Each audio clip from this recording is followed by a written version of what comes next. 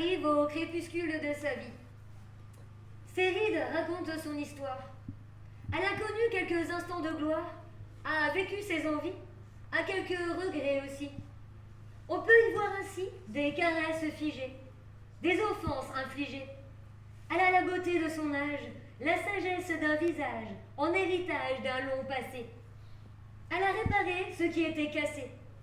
Lorsqu'elle n'a pas réussi, elle a appris à vivre avec, comme on le fait avec nos échecs. Elle a vu tant de gens passer, certains naître et grandir, d'autres qu'elle a vu mourir. Pour eux, elle a toujours une pensée. Elle pourrait en écrire des grimoires, tellement elle a de trésors en mémoire.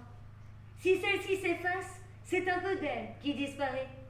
Mais il reste toujours une trace des souvenirs chamarrés. Elle partage ce qu'elle a glané tout au long de son voyage, les fruits mûrs de l'expérience, cultivés avec patience. Elle porte sur ses épaules le poids d'autant d'années et un lourd châle de deuil, la courbant tel un sol. Elle en a gravi des montagnes, fière d'arriver de l'autre côté.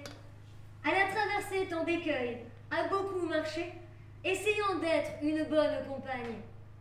Témoin de son époque, elle l'évoque sans équivoque.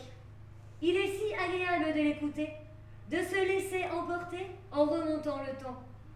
Les images fourmillent. Tour à tour, ses yeux brillent ou se remplissent de larmes.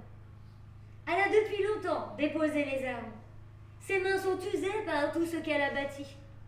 Aujourd'hui, de sa famille, elle est la doyenne, un modèle pour les générations qui viennent.